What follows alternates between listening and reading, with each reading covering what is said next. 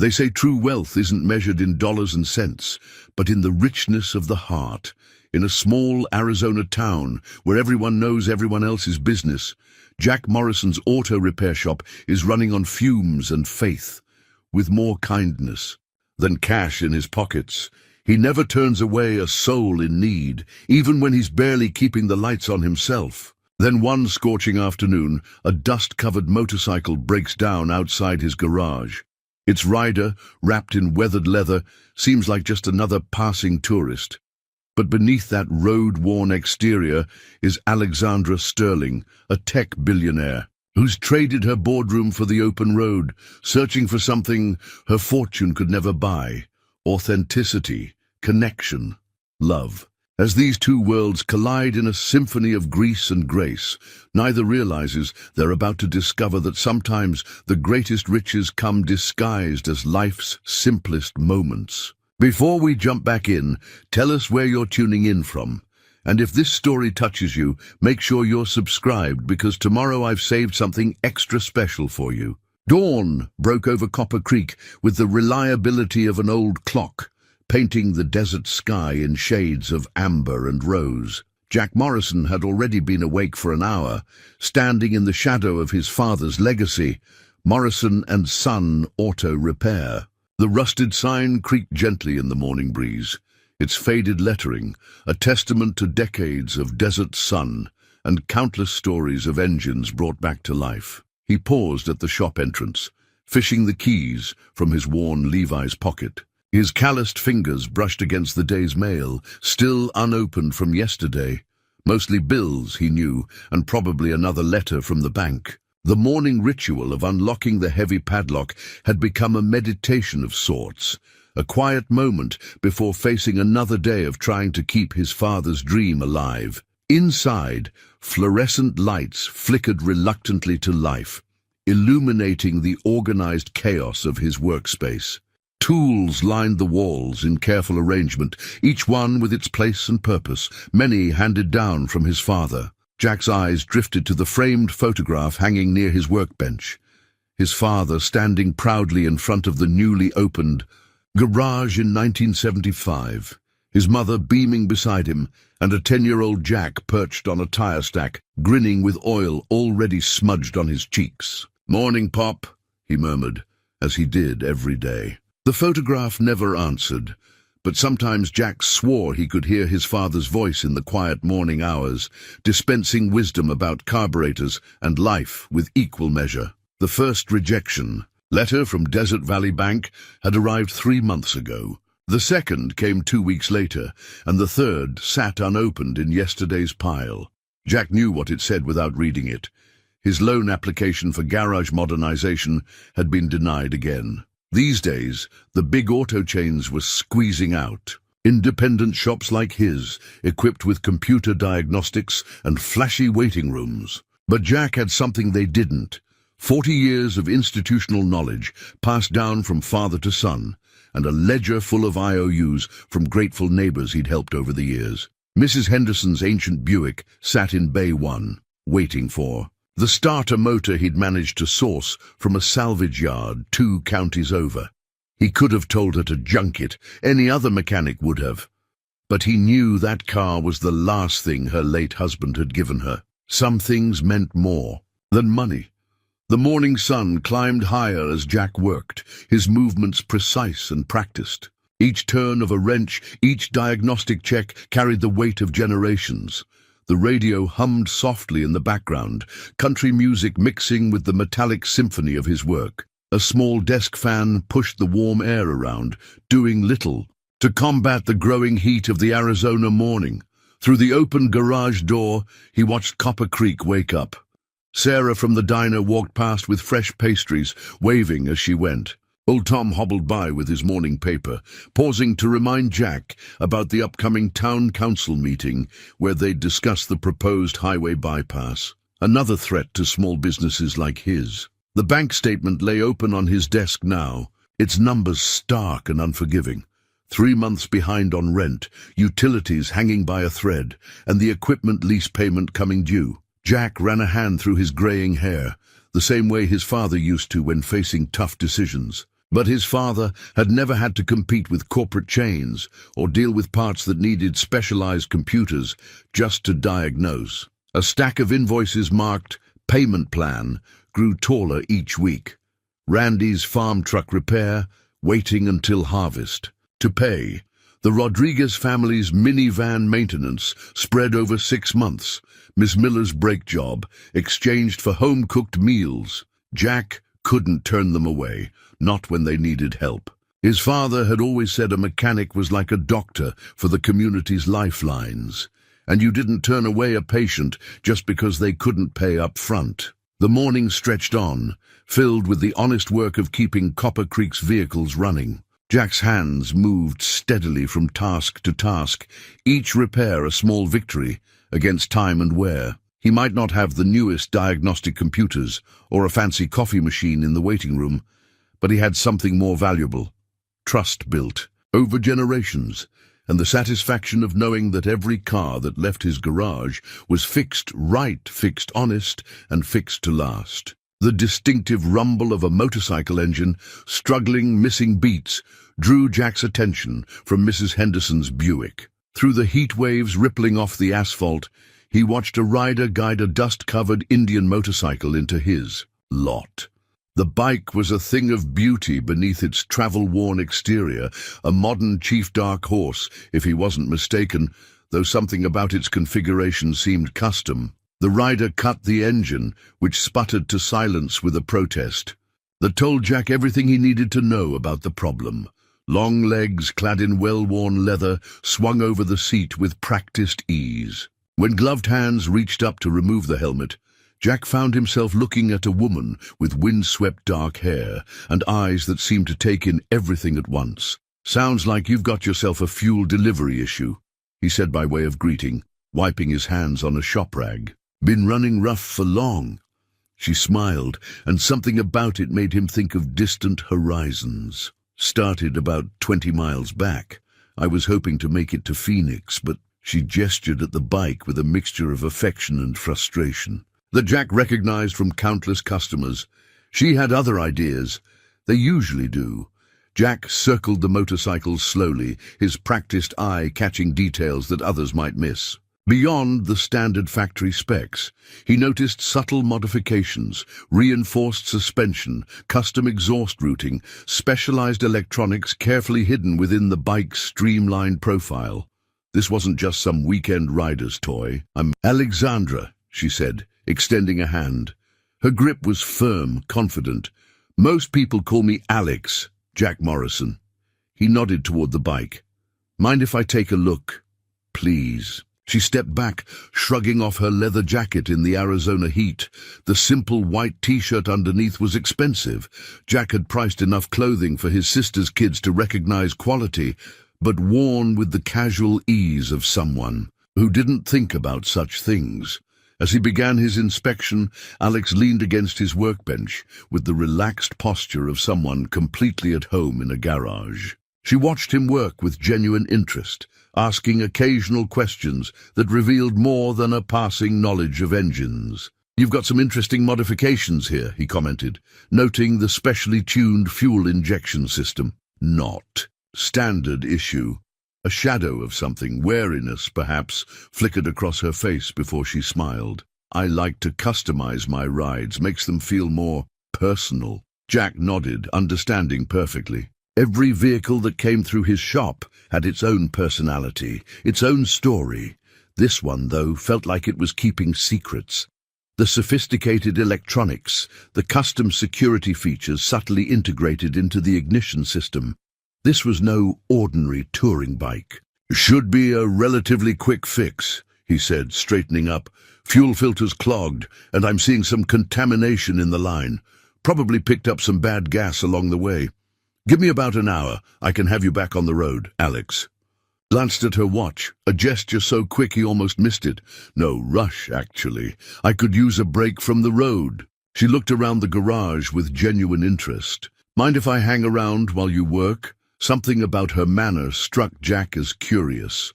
Most people killing time during repairs headed to the diner next door, or at least waited in the small office area he maintained for customers. But Alex seemed content right where she was, as if the smell of oil and the sound of tools against metal was familiar territory. As he worked, they fell into an easy conversation. She asked about the town, about his business, showing an understanding of the challenges facing independent garages that surprised him. When he mentioned the growing pressure from corporate chains, her expression turned thoughtful. "Sometimes bigger isn't better," she said, her tone carrying a weight he couldn't quite decipher. "There's value in places like this, in knowing who's working on your vehicle, in being part of a community." Jack glanced up from his work, catching something in her voice that sounded almost wistful. For a moment, their eyes met, and he had the strange sensation that they were both recognizing something familiar in each other, a shared understanding of what it meant to carry responsibilities that others couldn't see. The moment passed as he returned to the repair, but the conversation continued to flow naturally. Alex shared stories of her travels, carefully edited though they seemed, while he told her about the characters that made up Copper Creek's tapestry. As his hands moved surely through the repair, Jack found himself wondering about this woman, who seemed equally at ease, discussing engine timing and economic pressures on small businesses. What he didn't know, couldn't know, was that Alexandra Sterling, CEO of Sterling Technologies and one of the most influential women in the tech industry, was watching him work with a growing appreciation for the simple authenticity of his world. A world far removed from corporate boardrooms and billion-dollar decisions, where a person's word and the quality of their work still meant everything. The bell above Sarah's diner chimed as Jack held the door open for Alex. The afternoon heat had driven them to seek refuge in the town's favorite gathering spot. The repair completed, but Alex showing no hurry to leave. The familiar scent of coffee and apple pie wrapped around them as they entered, along with the hum of conversation that marked the lunch rush. "Jack Morrison, don't tell me you're finally taking a lunch break," Sarah herself called from behind the counter, her silver hair caught up in its usual neat bun. Her eyes sparkled as they landed on Alex, and with company no less. The diner was a living museum of local history, its walls adorned with photographs spanning decades of Copper Creek life. Pride of place was given to what locals called the Wall of Heroes, community members who had made a lasting impact. Jack's father's photograph hung there, his smile warm and genuine beneath the caption, "Thomas Morrison, keeping Copper Creek moving since 1975. Just finished fixing her bike," Jack explained, leading Alex to his usual booth. "Figured she should try your apple pie before hitting the road." "Stranded traveler?" Sarah asked, already pouring 2 cups of coffee. "You're in good hands with Jack. He's got motor oil in his veins, just like his daddy did." Alex settled into the booth, her eyes drawn to the wall of photographs. "I can see that this place really values its history." "That's because we're living it," came a gruff voice as old Tom shuffled over, newspaper tucked under his arm. "Not like those big cities where everything's always changing. Here, a handshake still means something." Sarah set down their coffee cups, gesturing at the wall. "Tom's up there too. 30 years as our high school principal. Between him and Jack's father, they shaped half the town." Alex listened intently as the stories began to flow. Sarah brought over pie without being asked, and soon their booth had become an impromptu gathering.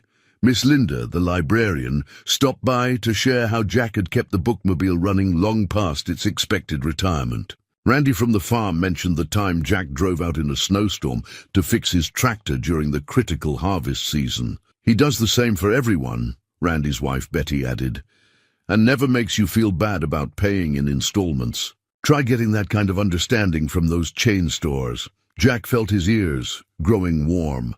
"Just doing what needs doing," he mumbled into his coffee. But Alex was watching him with an expression he couldn't quite read.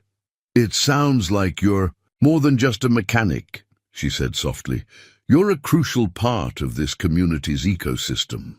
The conversation shifted as folks asked Alex about her travels, and Jack noticed how carefully she answered. She spoke of roads taken and sights seen, but revealed little about herself. Yet There was something in the way she engaged with each person, asking just the right questions, showing genuine interest in their stories that made everyone warm to her immediately. "You should stick around for the weekend," Sarah suggested, refreshing their coffee. "Town's having its monthly musical evening in the park tomorrow night. Nothing fancy, just local folks sharing songs and stories." "Oh, I shouldn't," Alex began, but was cut off by a chorus of encouragement. "Jack plays guitar," Betty offered, ignoring his protests. "His daddy taught him, and he's got the sweetest voice when you can convince him to use it." Jack watched as something shifted in Alex's expression. A longing, perhaps, for the simple connections being offered. She glanced at him, then back at the eager faces around them. "Well," she said slowly, "I suppose my schedule is flexible." The afternoon stretched on, the sunlight slanting through the diner's windows, creating pools of gold on the worn linoleum. Jack found himself studying Alex when she wasn't looking, noting how she seemed to relax incrementally into the rhythm of small-town life. Her laugh became more genuine, her posture less guarded. Yet there were moments when her hand unconsciously reached for a phone she'd deliberately left on her bike, or when certain topics of conversation caused her to subtly redirect, that reminded him she was carrying secrets. But here, surrounded by the warmth of community and the simple pleasure of shared stories, those secrets seemed to weigh less heavily on her shoulders. What struck him most was how naturally she fit into their world, despite clearly coming from somewhere very different. She treated everyone with the same genuine respect, whether it was Sarah refilling their coffee or old Tom rambling about the town's history. It was a quality Jack had always valued, judging people by their character, rather than their circumstances. As the afternoon crowd began to thin, Jack caught Sarah giving him a knowing look over the counter. He chose to ignore it, just as he chose to ignore the warm feeling in his chest when Alex laughed at one of his terrible mechanics jokes. Some things were better left unexamined, at least for now. Night settled over Copper Creek like a velvet blanket, bringing with it a silence broken only by the distant call of coyotes and the soft whir of Jack's shop fan. He'd stayed late, telling himself it was to double-check the work on Alex's motorcycle, though he knew the repair was sound. There was something about the bike that nagged at him, subtle customizations that spoke of resources far beyond the average rider. From the darkened corner of the garage, a blue glow suddenly pierced the darkness. Alex stood in the shadow of the building's back entrance, her face illuminated by a sophisticated satellite phone. Definitely not standard consumer tech. She spoke in hushed tones, her posture transforming as she paced. "The Singapore deal needs to close by Friday," she said firmly, her voice carrying an authority Jack hadn't heard before. "Have legal review the terms again, but I want that contract ready. Yes, I'm aware of the board meeting. No, I won't be there in person. Handle it, Marcus. That's why I pay you 7 figures. Jack made sure his presence was known, deliberately dropping a wrench with a clang. Alex startled, quickly ending her call and slipping the phone into her jacket pocket. "Sorry," she said, smoothly transitioning back into her traveler persona. "Had to check in with family." Jack nodded, pretending he hadn't heard the exchange. "Just finishing up some final adjustments on your bike. Want to make sure everything's running perfectly." He switched on more lights, dispelling the shadows that had hidden their secrets. Alex moved closer to watch him work, and he noticed how she deliberately relaxed her shoulders, shed the mantle of whatever role she'd been playing moments ago. "You don't have to stay so late," she offered. "I'm sure the repair is fine." "Force of habit," he replied, running his hands along the custom fuel line. "My father always said night times, when you can really hear what an engine's trying to tell you, less noise to compete with." Alex settled onto a nearby stool, watching him with interest. The silence between them was comfortable, broken only by the soft clink of tools and the distant chirp of crickets. But Jack could feel the weight of unspoken words, of questions he knew better than to ask. "Your father taught you well," she said finally. "It's rare to find someone who truly understands machines these days. Everyone wants quick fixes, computer diagnostics. Nothing wrong with modern tools," Jack responded, checking a connection. But they're just that. Tools. Can't replace knowing how things work, how they fit together. He glanced up at her. Same with people, I suppose. Something flickered across Alex's face. Recognition, perhaps, or regret. She pulled out her satellite phone again, its sleek design incongruous in the worn comfort of the garage. Sometimes I wonder if we've lost something in all our progress. Everything's faster, more efficient, but efficiency isn't everything, Jack finished, understanding in his voice. Alex nodded, her fingers tracing the edge of her phone. In my travels, I've seen how technology can disconnect as much as it connects. Everyone's reachable, but nobody's present. The irony of her words wasn't lost on Jack as another message lit up her screen. She glanced at it, her expression tightening imperceptibly before she turned the phone face down. Must be important, he said mildly, having a satellite phone for family calls. Alex met his eyes, and for a moment he thought she might tell him the truth. Instead, she smiled that careful smile he was beginning to recognize. Reception can be spotty on the road. Better to be prepared. Jack returned to his work, but his mind churned with questions. The sophisticated tech hidden in her bike's systems, the authority in her voice during the call, the satellite phone that probably cost more than his monthly revenue, none of it fit the image of a wandering biker. Yet something else didn't fit either.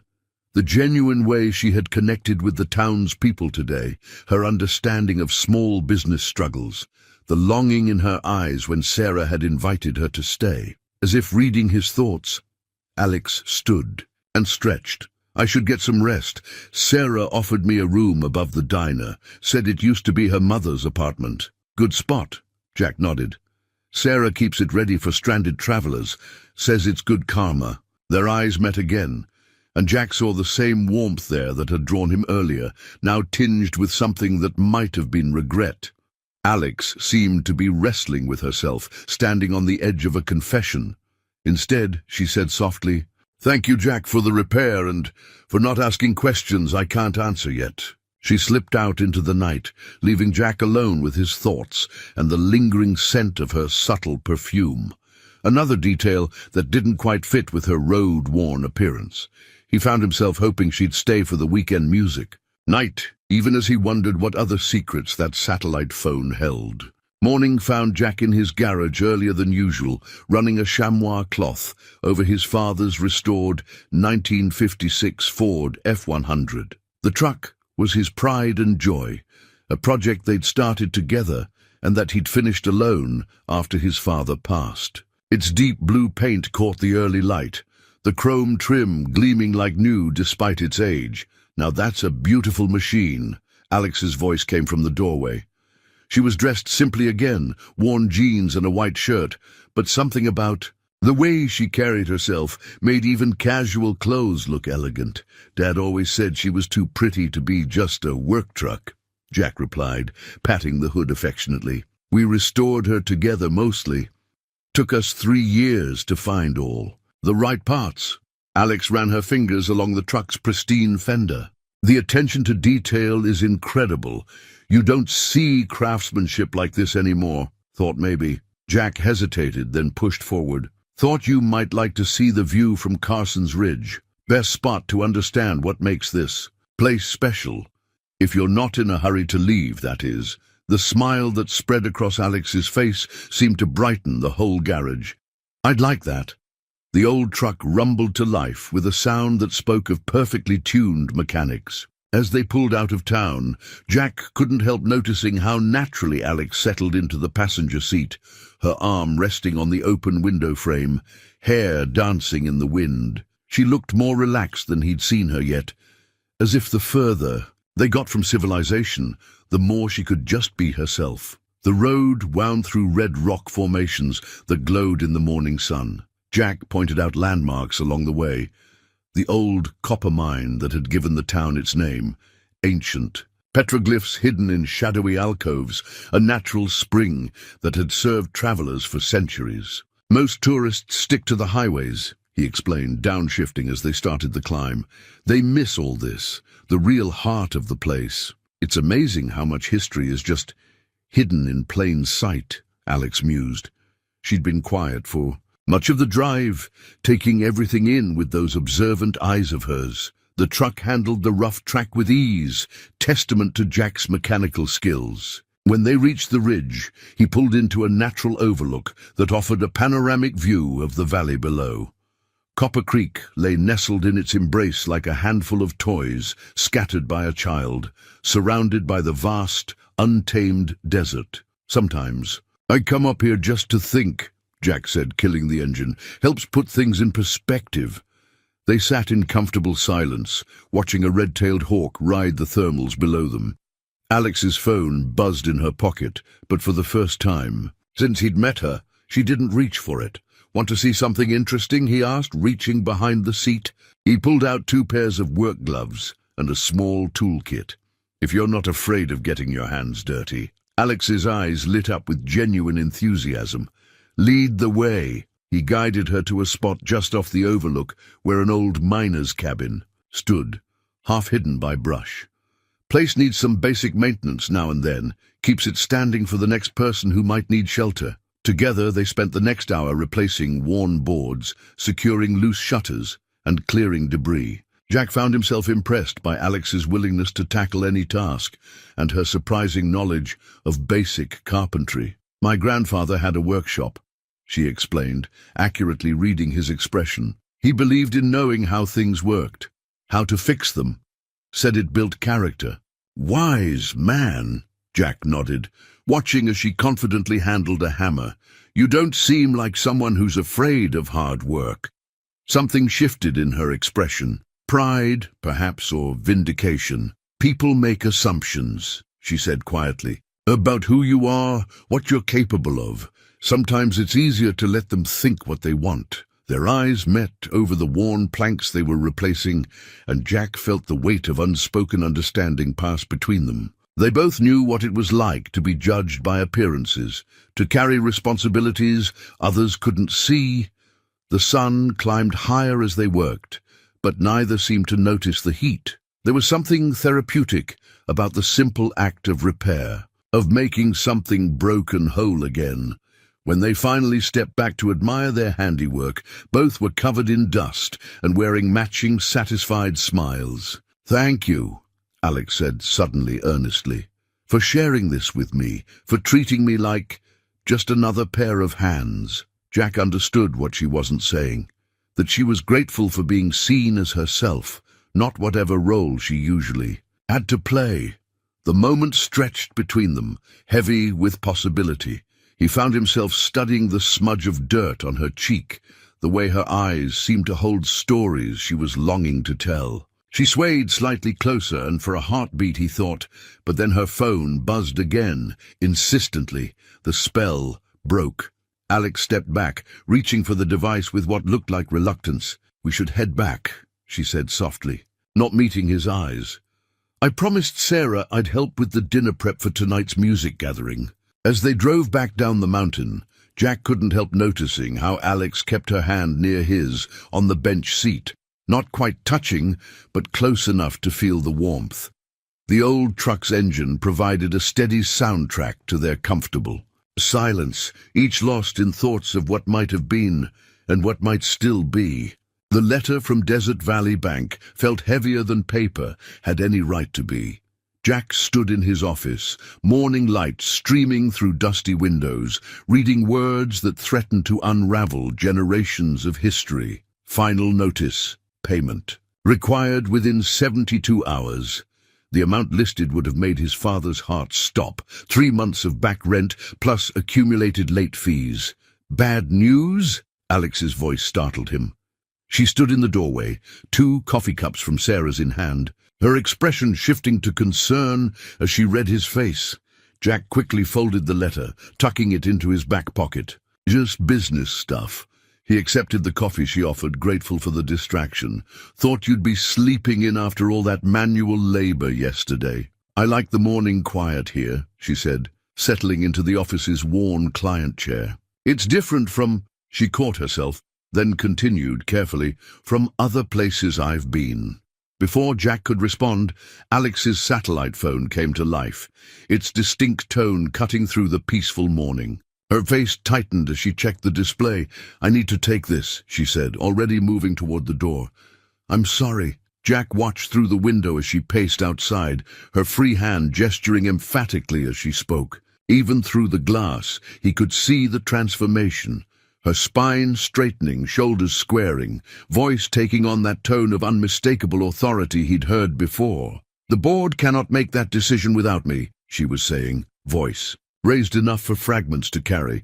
"I don't care what Hamilton thinks. No, absolutely not. The workers' contracts are non-negotiable." Inside, Jack turned his attention back to the bank notice, running calculations that refused to add up to a solution. He'd need to sell everything of value in the shop just to make a dent in what he owed. The thought of losing his father's tools, the equipment they'd collected over decades. A sharp knock interrupted his brooding. Ryan Thompson from the bank stood in the doorway, his suit out of place among the tools and grease stains. "Jack?" Ryan nodded, uncomfortable. They'd played high school football together, but that felt like several lifetimes ago. "I wanted to deliver this personally." He held out another envelope. Thicker this time. "More bad news?" Jack asked, not reaching for it. "Foreclosure papers," Ryan admitted. "Jack, I tried to buy you more time, but corporate's cracking down. They're talking about selling to one of the national chains. Automax is interested in the location." Outside, Alex was still on her phone, but her attention had shifted to the scene unfolding in Jack's office. Her eyes narrowed as she watched. Ryan placed the envelope on the desk. "How long?" Jack asked, his voice rough. 5 days to respond. Then Ryan spread his hands helplessly. "I'm sorry, Jack. Really." As Ryan left, Alex re-entered, her own phone conversation apparently finished. She glanced at the envelope, then at Jack's face. That looked serious. Jack found himself wanting to tell her everything about the struggling business, the mounting debts, the threat of losing not just his livelihood, but his heritage. Something in her eyes told him she would understand, might even have the business experience to help. But pride held his tongue. "Nothing I can't handle," he said instead. Alex's phone chimed again, a different tone this time. She checked it, and Jack saw real fear flash across her face before she could hide it. "Everything okay?" he asked, recognizing the irony of his own deflection being turned back on him.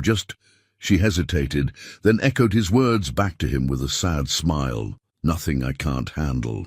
They stood in silence, each bearing the weight of their secrets, each seeing the other's struggle, but unable to bridge the gap their unspoken truths had created. The morning sun cast their shadows long across the garage floor, separate but almost touching, like their hands on the truck seat the day before. Finally, Alex broke the silence. "Jack, Her phone buzzed again, more urgently this time. She glanced at it and paled slightly. "I need to make some calls, but maybe we could talk later." "At the music night." He nodded, watching as she hurried out, already dialing. Through the window, he saw her react to whatever news she received, her hand rising to her mouth, her posture rigid with shock or anger. Looking down at the foreclosure notice, Jack felt the weight of generations pressing down on him. The bank's logo stared back accusingly, while outside, Alex's voice rose and fell in a conversation that seemed to carry its own kind of desperation. Two worlds, he thought, each crumbling in their own way, and neither of them brave enough yet to admit they might need each other to build something new from the ruins. Evening settled over Copper Creek, bringing with it the kind of quiet that made secrets harder to keep. Jack sat at his desk, surrounded by the day's newspapers, local and national, spread out before him. One particular headline in the business section of the Phoenix Tribune caught his eye. Sterling Tech CEO's mysterious absence raises questions. The accompanying photo, though several years old, was unmistakable. Alexandra Sterling, dressed in corporate attire, cutting the ribbon at a company headquarters opening. His mind flashed back to the woman who'd spent yesterday replacing Warren. boards in an old miner's cabin, who'd laugh genuinely when she got sawdust in her hair, who looked at him sometimes like she was seeing something she'd been searching for all her life. The sound of boots on concrete drew his attention. Alex stood in the garage doorway, silhouetted against the sunset. She'd changed for the evening's music gathering, wearing a simple sundress that somehow made her look both more and less like the woman in the newspaper photo. "Thought I might. Find you here," she said, stepping into the garage. She stopped short when she saw what he was reading, her expression flickering between resignation and something that might have been relief. "Were you going to tell me?" Jack asked quietly, not angry, just tired of the weight of things unsaid. Alex moved closer, her fingers trailing along the edge of his workbench. "I've been trying to find the right way." She glanced at the photo. "That person feels like someone else sometimes. Here I can just be me. And who is that?" The question came out softer than he intended. She sank into the client chair, the one that had held 3 generations of Copper Creek residents waiting for their vehicles to be fixed. "I'm the daughter of a man who built an empire out of nothing, who taught me that success meant never showing weakness. I'm the CEO of a company that employs thousands of people who depend on me to make the right decisions. And I'm a woman who spent the last week discovering that everything I thought I wanted might be wrong." Jack studied her face in the fading light. "Why here? Why stop in Copper Creek?" "My bike really did break down." She smiled faintly. "But staying, that was because of this place, because of you." She gestured around the garage.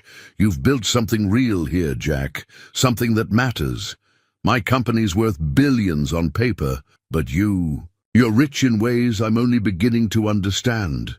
"Rich?" Jack couldn't help the bitter laugh.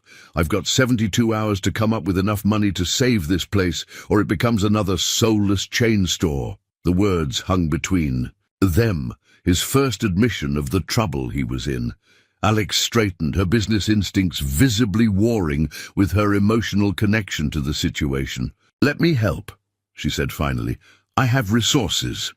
"Don't." Jack stood, moving to the garage door, looking out at the town he loved. "I didn't tell you because I wanted money." "Then why did you tell me?" He turned back to her, seeing both versions of her at once. The powerful CEO and the woman who'd spent yesterday covered in dust and smiling like she'd discovered a new world. "Because I'm tired of pretending I'm not falling for someone who's been pretending to be someone else." The truth landed between them like a physical thing. Alex stood, crossing the space between them with slow steps. "I haven't been pretending with you, Jack. Everything that matters, how I feel, who I am when I'm here, that's all real." "How can I know that?" he asked, even as his hand reached for hers, unable to stop himself from making the connection. "Because I've never been more scared of anything in my life," she whispered. "Running a billion-dollar company, that's easy compared to standing here, wanting something I'm not sure I can have." Their fingers intertwined, calloused mechanics' hands meeting those that had signed corporate deals worth millions. For a moment, none of that mattered. Not his pride, not her position, not the complications waiting to unfold. But reality had a way of asserting itself. From the diner, they could hear the first strains of music starting, the town gathering beginning. Alex's phone buzzed in her purse, ignored but insistent. And somewhere in Phoenix, decisions were being made in boardrooms that could affect thousands of lives. "Come to the music night," Jack said finally. "Be Alex, just Alex, for one more evening. Tomorrow we can figure out how to be whoever we need to be." She squeezed his hand, and in her eyes he saw the same battle he was fighting. Between duty and desire, between the lives they'd built and the life they could sense waiting just out of reach. The town square had transformed under strings of twinkling lights, their glow softer than the harsh fluorescence of Jack's garage. A hand-painted banner stretched between 2 old oak trees. "Copper Creek Monthly Music Night. All welcome." It rippled gently in the evening breeze, each movement catching the light differently, like memories shifting in and out of focus. Jack and Alex walked from the garage together, close but not touching, the weight of their earlier conversation. creating an invisible space between them. The sound of acoustic guitars and cheerful conversation drew them forward, and Jack couldn't help noticing how Alex's steps slowed as they approached, as if trying to memorize every detail. "Jack Morrison!" Betty called out from her spot by the refreshment table. "You're just in time. Tom's been asking when you'd bring your guitar up." Old Tom sat in his usual spot, holding court with his banjo. He nodded at Jack, then did a double take at Alex in her sundress. "Well now, doesn't our wandering biker clean up nice?" Alex's laugh was genuine, if slightly nervous. "Had to make an effort for my first Copper Creek music night." The evening unfolded like a well-loved book, each page revealing something new, while feeling comfortingly familiar. Children chased fireflies at the edges of the gathering. Couples of all ages swayed to the music. The air was sweet with Sarah's fresh-baked cookies and the last warmth of the desert day. "You really should play something," Alex murmured to Jack as they watched Randy lead the crowd in a folk song. "I'd like to hear you." Before Jack could respond, Sarah appeared with his father's old Gibson guitar. "No excuses tonight, Jack.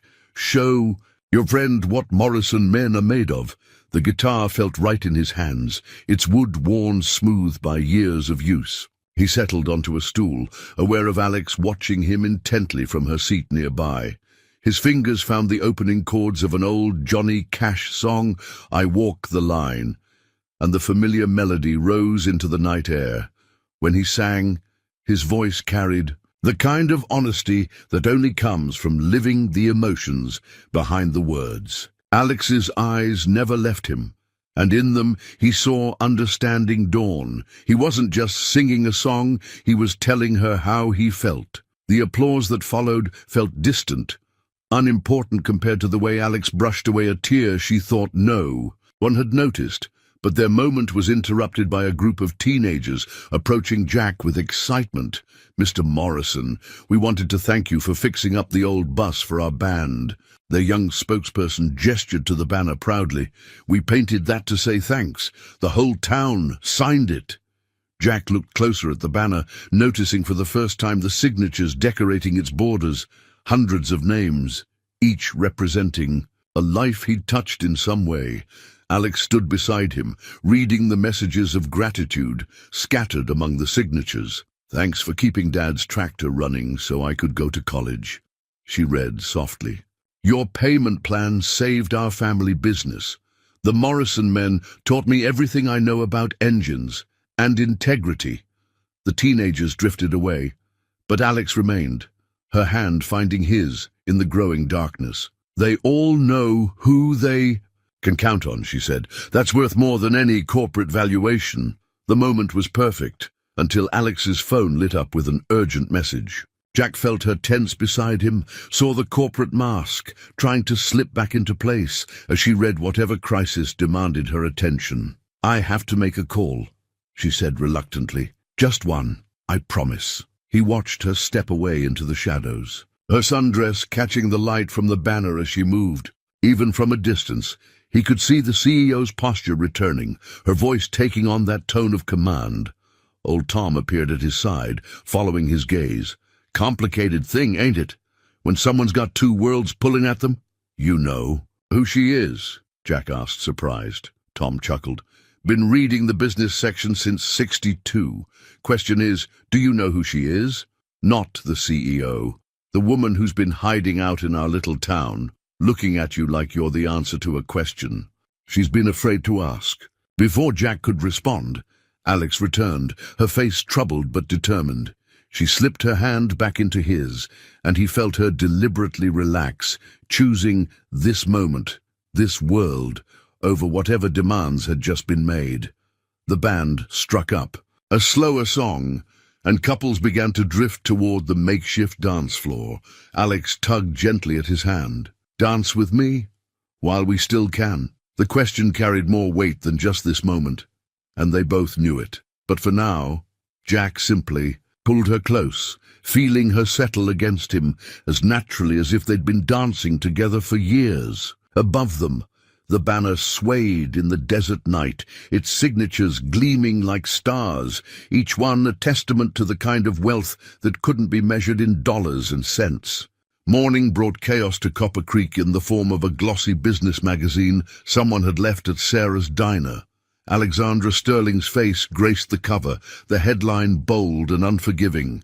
Sterling Tech CEO's desert disappearance, board considers emergency measures. The photo showed her in her corporate armor, tailored suit, confident smile, the weight of billions resting easily on her shoulders. Sarah noticed it first, nearly dropping her coffee pot when she recognized her temporary tenant on the cover. By sunrise, copies had appeared throughout town, and the quiet whispers began. Jack discovered it when Randy burst into his garage, magazine in hand, face flushed with excitement. "Jack, you're not gonna believe." He stopped short at the sight of Alex herself, perched on Jack's workbench in her usual spot, phone pressed to her ear. "I don't care what the board thinks," she was saying, her CEO voice in full force. "The Singapore merger is off. Their labor practices are exactly what we've been fighting against, and—" She looked up, saw Randy's wide-eyed stare, the magazine in his hands.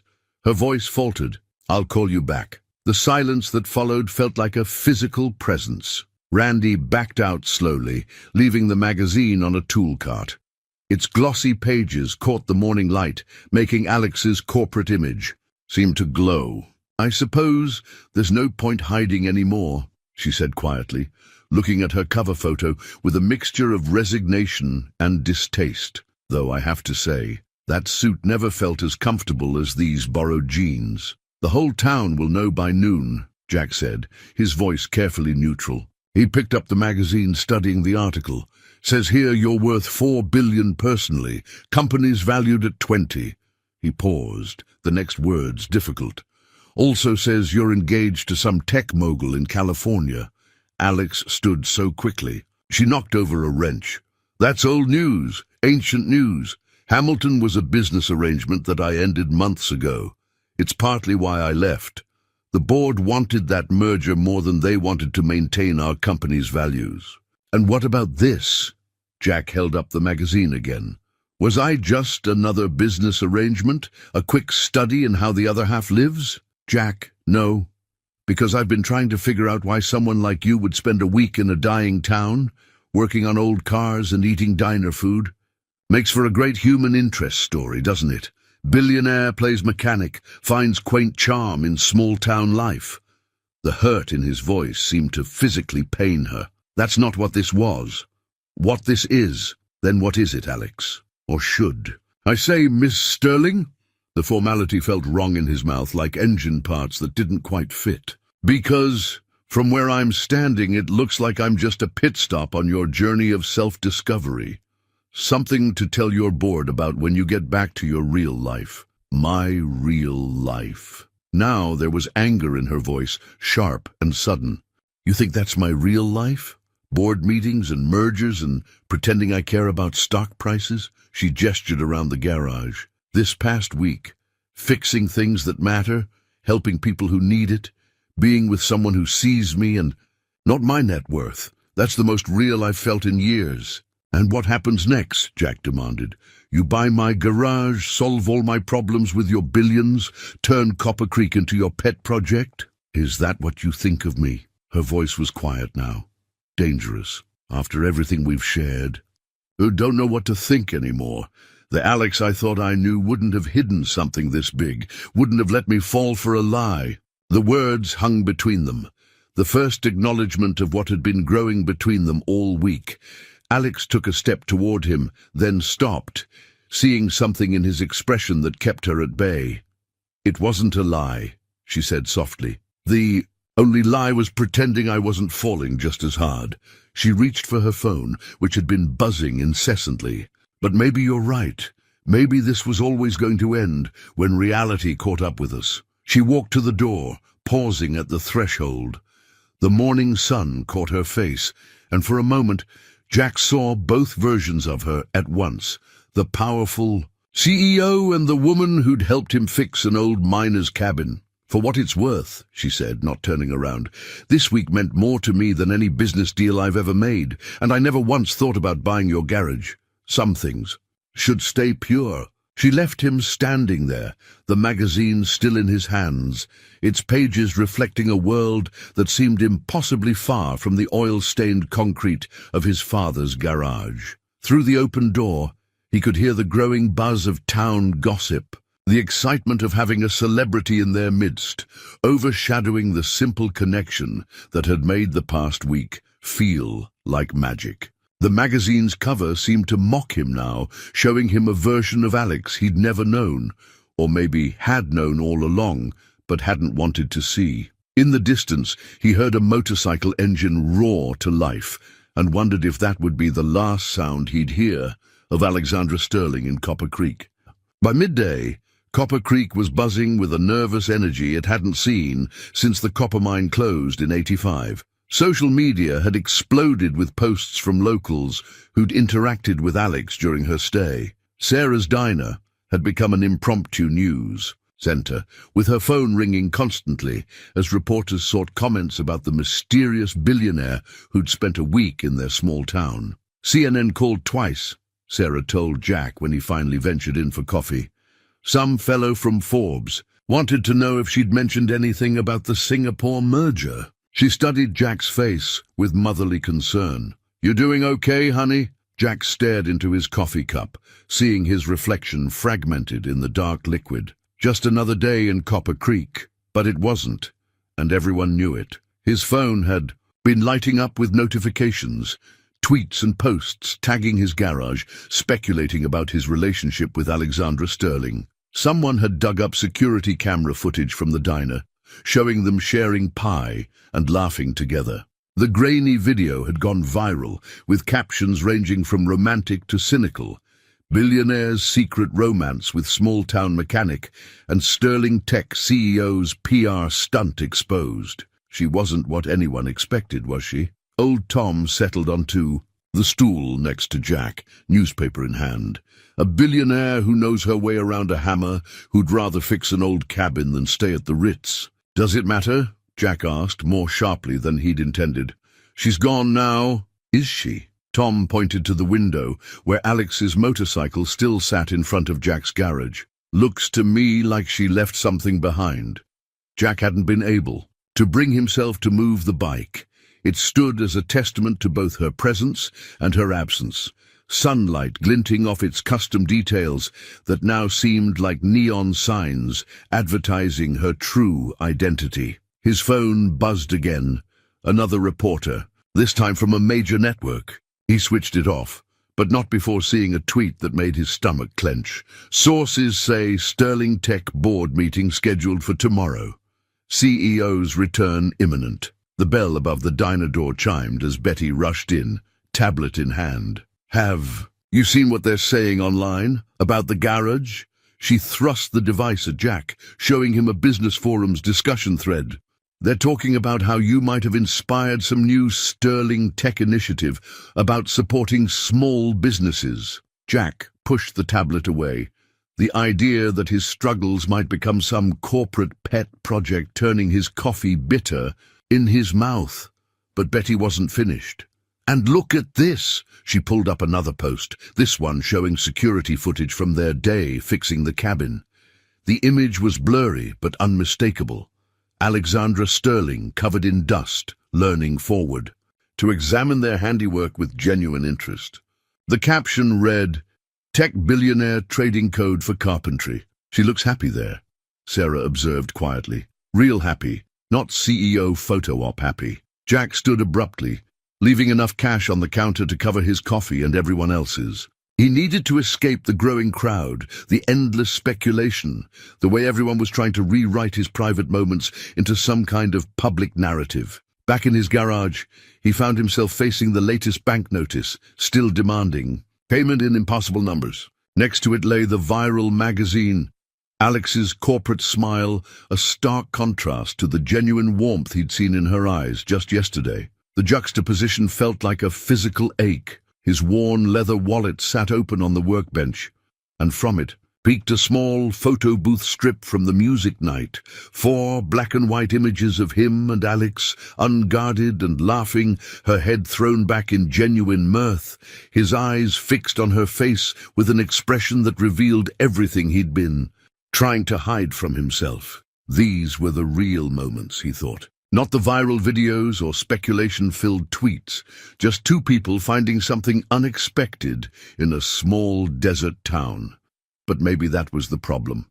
Reality had too many edges, too many complications to fit into either of their worlds. His phone screen lit up with another notification.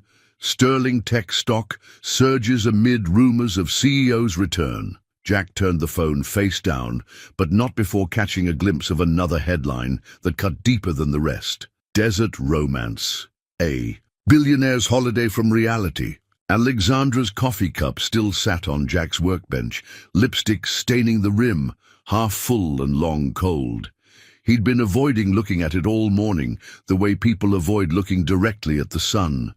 But now, in the quiet aftermath of the day's chaos, it demanded his attention, a small, ordinary thing that somehow contained the essence of everything he'd lost. The evening news droned from his small office TV, words that once would have meant nothing to him now cutting like knives. Sterling Technologies announced today that CEO Alexandra Sterling has resumed her duties following a brief absence. In a statement to the press, Ms. Sterling expressed her commitment to the company's upcoming projects.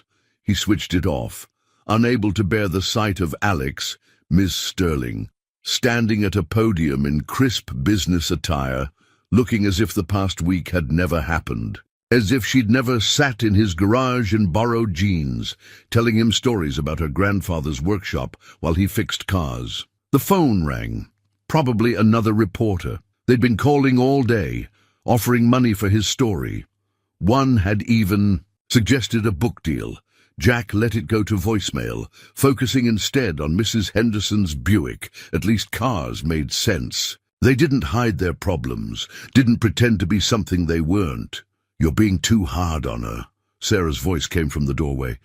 She entered carrying a plate of meatloaf, his father's favorite. "And too hard on yourself." "I've got work to do," Jack said, not looking up from the engine. "She left something for you," Sarah continued, undeterred. "Asked me to give it to you once things calmed down." She placed an envelope next to the plate. Jack stared at it. Alexandra's elegant handwriting spelling out his name. "I don't want—" "It's not money," Sarah interrupted. She was very clear about that. Said some things matter more than fixing problems with a checkbook. After Sarah left, the envelope seemed to grow larger, more insistent. Finally, Jack wiped his hands and opened it. Inside was a single key and a note. "The bike belongs in a real garage with someone who understands its heart. Like its rider, it's happiest when it's not pretending to be something it's not." The motorcycle stood where she'd left it, morning dew beading on its chrome. Jack ran his hand along its custom frame, remembering how she'd watched him work. On it that first day, asking questions that revealed more knowledge than any casual rider should have. "She designed some of the modifications herself," a male voice said, making Jack turn. A man in an expensive suit stood in the garage entrance. Marcus, he guessed from Alex's phone calls. "Ms. Sterling has always been hands-on with her projects." "What do you want?" Jack asked, tired of surprises. "To understand," Marcus replied, looking oddly vulnerable despite his corporate polish. "I've worked with Alexandra for 10 years. Never seen her like this. She came back different." Jack turned back to the bike. "She came back where she belongs." "That's just it," Marcus said quietly. "For the first time since I've known her, I'm not sure she did." He placed a business card on the workbench. "She's in board meetings all day, but after—" He trailed off, then straightened his tie. "Well, the card's there if you want it." After he left, Jack picked up the card, its embossed lettering catching the light. He thought about Alex in her boardroom, wondering if she was as haunted by coffee cups and memories as he was. The bank notice still sat on his desk, its deadline looming. while outside, her motorcycle gleamed in the sun, a bridge between their worlds that neither of them knew how to cross. He reached for the cold coffee cup, finally ready to wash it clean, to erase this last trace of their time together. But his hand stopped short, remembering how she'd smiled at him over its rim just days ago, her eyes full of a future they'd both been too afraid to claim. The Sterling Technologies headquarters rose from the Phoenix skyline like a monument to progress. 60 stories of glass and steel reaching toward the desert sky. Alexandra stood at her corner office window, watching the sun paint the city in shades of gold that reminded her painfully of Copper Creek sunsets. Her reflection stared back at her, impeccable suit, perfect makeup, not a hair out of place. The corporate armor she'd worn so comfortably for years now felt like a costume. Her hands, recently rough from manual labor, were freshly manicured. But beneath the polish, she could still feel the memory of wood grain and engine parts. "Ms. Sterling?" Her assistant's voice came through the intercom. "The board is waiting." She turned from the window, gathering the familiar mantle of authority around her like a shield. The boardroom hadn't changed. The same leather chairs, the same polished table that could have paid for a year's worth of garage repairs. But she had. "The Singapore merger represents a significant opportunity," Hamilton was saying, his voice carrying the smug certainty that had once attracted her, now grated like sand in an engine. "The workforce concerns are minimal compared to—" "Minimal?" Alexandra cut in, her voice sharp. "Tell that to the families who'd lose their primary income source. Tell that to the communities that would be devastated." She thought of Copper Creek, of how every job, every business connected to form a delicate ecosystem. "We didn't build this company by prioritizing profits over people." The board members exchanged glances. She knew what they were thinking. Their CEO had gone soft, had lost her edge during her mysterious absence. The business publications were full of speculation about her mental state, her commitment to the company. But for the first time in her career, their opinions didn't matter as much as the truth she'd discovered in a small-town garage. Meanwhile, 200 miles away, Jack stood in front of the bank's local branch, the final notice crumpled in his pocket. The corporate logo loomed over him, as imposing in its way as any skyscraper. Inside, Ryan's sympathetic expression told him everything before a word was spoken. "I'm sorry, Jack. Corporate's decision is final. They're selling to Automax." Jack nodded, having expected nothing else. He walked back to his garage, each step feeling heavier than the last. The afternoon light slanted through the dusty windows, illuminating the organized chaos of his workspace. Every tool had its place. Every surface held memories of repairs, made and problems solved. His father's voice seemed to echo in the quiet. "A garage isn't just a business, son. It's a promise to the community." The vintage truck he'd shown Alex sat in the back bay, covered now but still holding the memory of their drive to Carson's Ridge. Her motorcycle remained where she'd left it, its key burning a hole in his pocket. A stack of invoices caught his eye. Not bills this time, but thank-you notes tucked into payments. Randy's kids had drawn pictures on theirs. Mrs. Henderson had included cookies with her latest installment. Each one represented not just a repair, but a relationship, a trust built over generations. Back in Phoenix, Alexandra sat alone in her office, surrounded by reports and projections. A notification popped up on her sleek computer screen. Another article about her desert adventure. The photo showed her at the music night, caught mid-laugh as Jack played guitar. The genuine joy in her expression made her current reality feel even more artificial.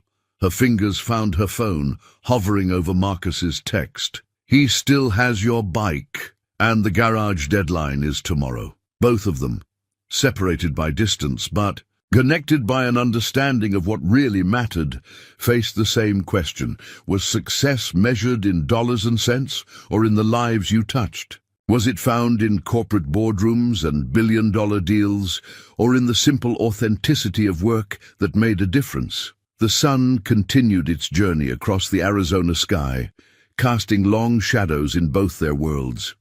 In her glass tower, Alexandra stared at acquisition reports that could solve all of Jack's problems with a single signature.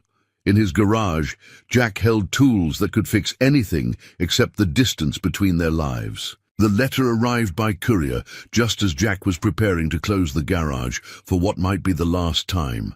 Handwritten on Sterling Technologies' letterhead, it carried the weight of words that needed to be said face to face, but couldn't be. Dear Jack, I've started this letter a dozen times, each attempt feeling more inadequate than the last. How do you explain to someone that a week in their world taught you more about value than 20 years in corporate finance? The board thinks I've lost my mind. Maybe I have. Yesterday, I walked out of a billion-dollar merger negotiation because all I could think about was Mrs. Henderson's Buick and how some things mean more than their price tag. I kept hearing your voice. It's not just about fixing cars, it's about keeping people's lives running. I was wrong to hide who I was from you, but I was more wrong to hide who I am from myself for so many years, the woman who helped you fix that cabin, who laughed at your terrible mechanic jokes, who felt more alive covered in dust and sweat than she ever did in designer suits. That's the real me. The one I'd forgotten existed until Copper Creek reminded me.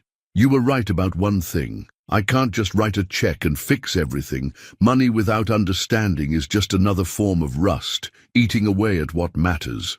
But maybe there's a middle ground between my world of spreadsheets and your world of socket wrenches. Maybe that's where the real answers lie. I miss your coffee, even though Sarah's is objectively better.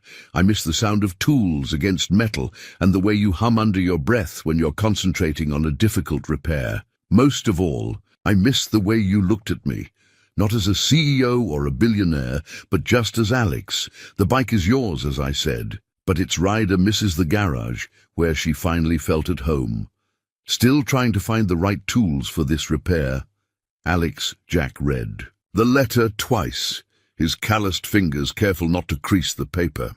Outside, the setting sun painted his father's old sign in shades of gold and shadow. The bank's deadline loomed like a storm on the horizon, but for the first time since Alexandra's departure, he felt something else beneath the worry. Understanding. He pulled out his phone, looking at Marcus's business card for the 100th time. Pride had kept him from calling, but maybe pride wasn't worth losing everything his father had built. More importantly, maybe it wasn't worth losing the chance to build something new. The phone rang 3 times before a familiar voice answered, not Marcus, but Alex herself. Jack? She sounded breathless, hopeful. I was just thinking about terrible mechanic jokes, he interrupted, surprising himself with a smile. Her laugh was genuine, warming him through the phone line. Actually, I was thinking about engine timing. Engine timing.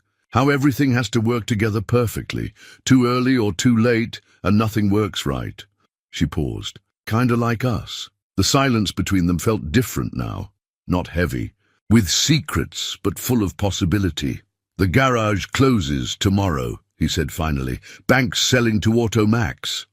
I know. Her voice was soft. I've been trying to figure out how to help without just throwing money at the problem. Yes, because you were right. Some things should stay pure. But Jack, what if there was a way to save not just your garage, but others like it? What if Sterling Tech could learn something from Copper Creek instead of the other way around? Through his office window, Jack could see Alex's motorcycle gleaming in the fading light. He thought about timing, about engines that needed all their parts working together, about bridges between worlds that seemed far apart, but maybe weren't as distant as they appeared. Tell me more, he said. The blueprint spread across Jack's workbench was unlike anything he'd seen before. It showed his garage, but reimagined, expanded while somehow maintaining its essential character. Alex had overnighted it from Phoenix, along with a note. Not a takeover, a partnership. It's a pilot program, Alex explained through the speakerphone propped next to his coffee cup.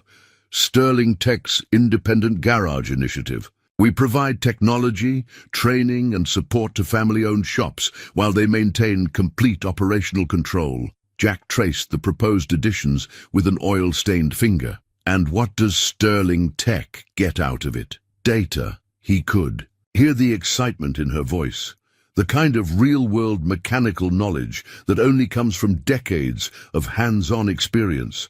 We're developing AI diagnostic systems, but they're limited by their training data. What if they could learn from mechanics like you? The idea was starting to take shape in Jack's mind, like having an experienced mentor looking over your shoulder. Exactly. Plus, it gives independent garages the tools to compete with corporate chains without losing their identity. She paused. The board sees it as a tech investment. I see it as preserving something valuable. Old Tom had wandered in during the conversation, studying the blueprint with keen interest. Looks like you're keeping the original sign, he observed. Non-negotiable, Alex replied through the speaker, along with maintaining current payment plans and community service policies. Jack looked at the proposed layout again.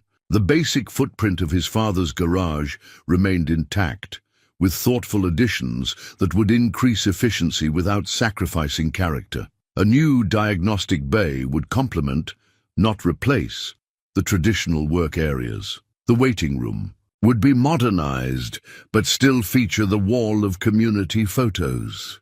The whole town's talking about it, Sarah chimed in, arriving with fresh coffee. Randy's already asking if this means you can work on his new tractor's computer systems. Word had spread fast in Copper Creek. What had started as a potential tragedy, the loss of a community institution, was transforming into something else. Hope. Jack had spent the morning fielding calls from other independent garage owners in the region, all facing similar pressures from corporate chains. We've identified 50 family-owned garages across Arizona that could be part of the pilot, Alex continued. Each one a cornerstone of their community, just like yours. But Copper Creek would be the model. The morning sun streamed through the garage windows, illuminating the blueprint's careful details. Jack could see Alex's influence in the elegant solutions, the way it bridged old and new. But he could also see his father's legacy preserved, even enhanced. There's something else, Alex said, her voice softer now. The program needs a director, someone who understands both the technical and human aspects. Someone who knows that sometimes a payment plan and a kind word are as important as the repair itself. Jack's hand stilled on the blueprint. Alex, you wouldn't have to wear a suit, she added quickly, unless you wanted to. Mostly you'd be doing what you've always done, helping people keep their lives running, just on a larger scale. The garage had grown crowded as word spread. Betty from the diner, Randy from his farm, even Ryan from the bank had stopped by to see the blueprint. Their presence reminded Jack of the music night, of community bonds that ran deeper than business plans. It's not just my decision, Jack said finally. This garage belongs to Copper Creek as much as it does to me. We know, came a chorus of voices. Jack looked up to see more townspeople filtering in, drawn by the excitement of possibility. That's why it's perfect, old Tom declared. You'd be showing other towns how to keep their hearts beating just like you've done for us. The blueprint seemed to glow in the morning light, its lines representing not just a building, but a bridge between worlds. Jack picked up his father's old wrench, feeling its familiar weight. One condition, he said into the phone. Name it. Alex's voice was steady, but he could hear the tension beneath. The bike stays here, in the garage where it belongs. He paused. With its rider, if she wants to spend more time away from that glass tower. The silence that followed felt electric. Then Alex's laugh, real and warm and full of promise, filled. The garage, I think we can work that into the proposal, she said, and Jack could hear the smile in her voice. After all, every good pilot program needs hands-on oversight. The new garage sign caught the morning light, its design a careful balance of past and present. Morrison and Sterling Automotive retained the classic script of the original while adding a subtle modern touch. It wasn't just a sign, it was a declaration that change didn't have to mean loss. Jack stood in the doorway of his expanded garage, watching Alex park her motorcycle in its usual spot. She'd traded her corporate suit for work clothes, though he noticed with amusement that even her casual attire probably cost more than his monthly utilities. Some habits died hard. The board approved the final funding this morning, she announced, joining him in the doorway. 50 garages across the state will be part of the pilot program. But this one, she gestured at the partially renovated space around them. This one's special. The garage was in transition, much like they were. New diagnostic equipment shared space with vintage tools. A state-of-the-art computer system sat beside the old filing cabinet filled with handwritten customer records. The waiting room now featured both comfortable modern seating and the familiar wall of community photos. Mrs. Henderson stopped by earlier, Jack said, leading Alex to his workbench. Wanted to make sure we'd still work on her Buick, even with all the fancy new equipment. Alex smiled, remembering the elderly woman's story. What did you tell her? Showed her this. He pulled out a worn, leather-bound book, his father's original customer ledger. Told her as long as her name's in here, she's family. New technology doesn't change that.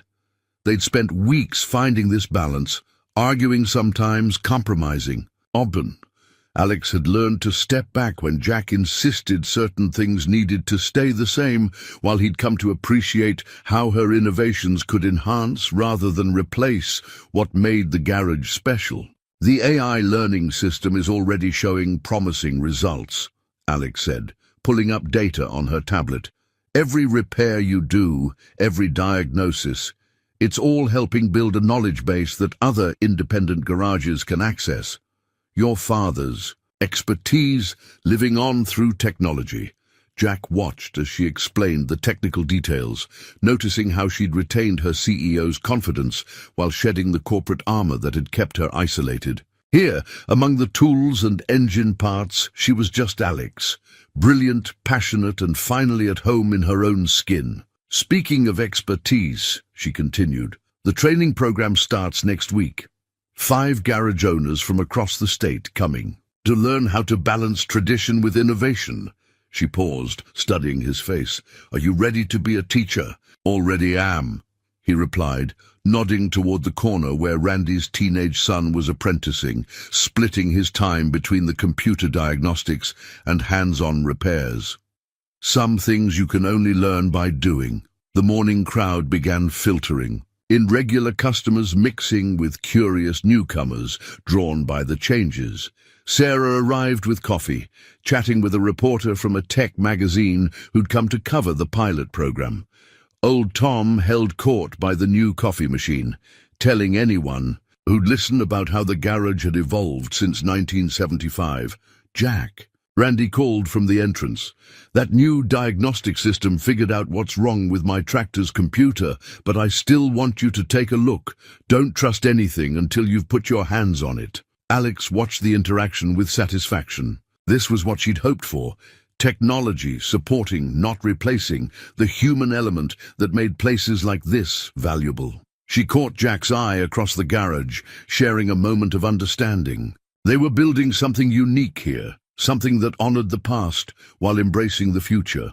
Later, as the sun began to set, they sat in Jack's restored truck, parked at Carson's Ridge. The valley spread out below them, Copper Creek's lights twinkling like earthbound stars. The garage's new sign was visible even from this distance, a beacon of possibility. Think we got the timing right this time? Alex asked, her hand finding his on the seat between them. Jack smiled, remembering their conversation about engine timing and relationships. Perfect timing takes practice, he said. Good thing we got plenty of that ahead of us. The partnership agreement hung framed on the garage wall, its formal language softened by the personal touches they'd insisted on including. Beyond the standard legal text, there was a handwritten addendum that spoke to the heart of what they'd built. This agreement represents not just a business merger, but a commitment to preserving the values and community spirit that make independent garages essential to the towns they serve. 3 months into the pilot program, Morrison and Sterling, Automotive had become something neither of them had quite expected. The waiting room was full, but not with people killing time.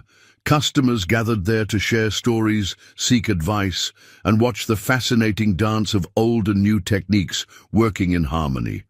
"You've got to see this," Alex called from the diagnostic bay, her excitement drawing Jack away from the vintage Mustang he was working on. She'd rolled up the sleeves of her expensive blouse, a smudge of grease on her cheek, making her look more at home than she ever had in her corporate boardroom. The AI just flagged something in Mrs. Henderson's Buick that matches a repair pattern. "From your father's old records."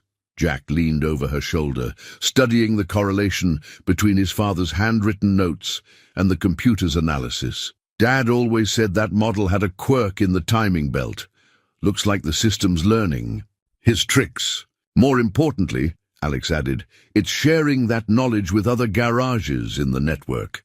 Yesterday, a shop in Flagstaff prevented a major engine failure because of this pattern recognition." The sound of motorcycles rumbled outside.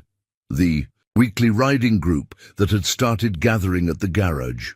What had begun as curiosity about Alex's custom bike had evolved into a community of riders who appreciated both the technical expertise and the welcoming atmosphere. Sarah crossed the street from the diner, carrying her signature coffee and fresh muffins. "Channel 12 is doing another story on you two," she announced. "They're calling it The Garage That Bridged Two Worlds, though if you ask me, they're missing the best part of the story." "What's that?" Alex asked, accepting a coffee with a grateful smile. "How two people figured out that sometimes the longest distance isn't between a small town and a big city, it's between who you are and who you're pretending to be." Jack watched Alex absorb this, seeing the truth of it in how naturally she moved through the garage now, equally comfortable discussing corporate strategy on her phone or helping him diagnose a tricky transmission problem. She'd found her balance, just as he had.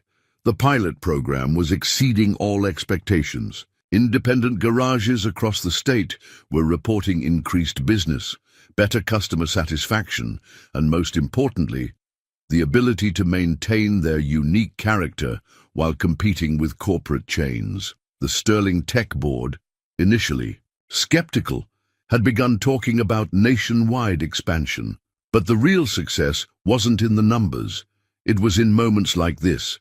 Alex teaching Randy's son how to use the new diagnostic equipment, while Jack demonstrated proper torque technique. It was in the way she'd bought a small house on the outskirts of town, splitting her time between Copper Creek and Phoenix, but making it increasingly clear where her heart lay. "Got something to show you," Jack said, as the afternoon wound down. He led her to the back of the garage, where his father's old workbench stood. He'd restored it, integrating modern charging ports and tool mounts while preserving its weathered character. "Thought you might want to make this your permanent station. You know, for the days you're not off running your empire." Alex ran her hands over the smooth wood, understanding the significance of the gesture. This had been Thomas Morrison's personal workspace, where he'd taught Jack everything he knew about cars and life. "You sure?" she asked softly. "Dad would have liked you," Jack replied. "He always said the best mechanics are the ones who never stop learning, never stop trying to make things better while remembering what made them work in the first place." Alex's response was interrupted by old Tom bustling in, waving a tablet. "Have you seen the latest numbers from the other pilot sites? We're revolutionizing how independent garages work together." His enthusiasm was infectious. "And to think it all started because someone's motorcycle broke down in exactly the right place." "Not broke down," Alex corrected with a knowing smile. "Perfect timing." 6 months later, the under new management sign above Morrison and Sterling Automotive told a story far beyond its simple text.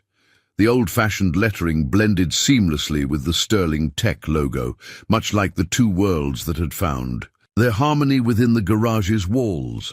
The morning sun painted long shadows across the newly expanded workspace as Jack finished his daily routine of checking the equipment. The familiar scent of oil and metal, mixed with fresh coffee from the new machine, Sarah had finally admitted that it made a decent cup, though she still insisted on bringing over her special blend every morning. "Morning, boss," called Randy's son Tommy from the diagnostic bay, where he was already working on his certification through the garage's new training program. Like the dozen other apprentices who'd joined them, he was learning both the time-tested skills Jack insisted on and the cutting-edge technology Alex had brought. The sound of a motorcycle engine, familiar now to everyone in town, announced Alex's arrival.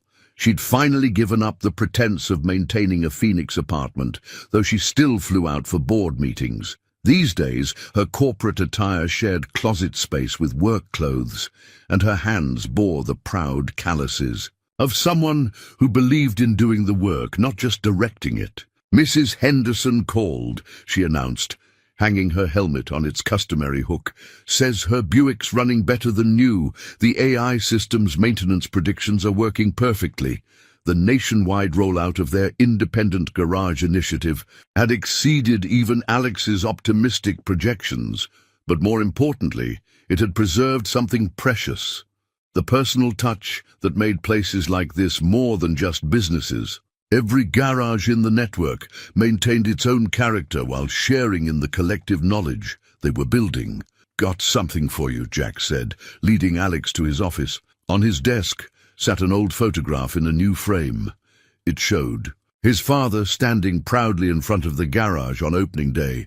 Next to it, a recent photo of Jack and Alex in nearly the same spot, both pictures capturing the same spirit of possibility. "Your father would be proud," Alex said softly, understanding the weight of the moment, "not just of the garage, but of how you've helped other family businesses survive without losing their soul." Their success had attracted attention beyond the automotive world. Other industries were studying their model of preserving small personal businesses through technological empowerment rather than replacement. Alex's board had finally stopped questioning her commitment to the project, especially after their stock price reflected the public's enthusiasm for companies that strengthened local communities. The morning crowd began filtering in, regular customers mixing with young mechanics there for training, tech specialists collaborating with old-school craftsmen. Sarah arrived with her signature muffins, engaging in her usual friendly debate with the coffee machine's AI about proper brewing temperatures. "Got a full day ahead," Jack noted, reviewing the schedule on their integrated system. 3 vintage restorations, 5 computer diagnostics, and that seminar for the new pilot program garages. "And dinner at Carson's Ridge later?" Alex suggested, her eyes twinkling. "I hear the sunset's particularly beautiful this time of year." Jack smiled, remembering their first trip up there when both of them had been trying so hard to hide parts of themselves. Now, they'd found that rare thing, the ability to be completely who they were, together. Outside, Copper Creek was waking up to another day. The highway that had once threatened to bypass the town now brought a steady stream of visitors, drawn by the garage's reputation for blending tradition with innovation. But more than that, they came for the stories of a billionaire who found her true self in a small-town garage, of a mechanic who proved that progress doesn't have to come at the cost of principle, and of a community that showed how the best kind of growth strengthens what matters most. The morning sun glinted off the chrome of Alex's motorcycle, parked as always beside Jack's restored truck. 2 different machines from 2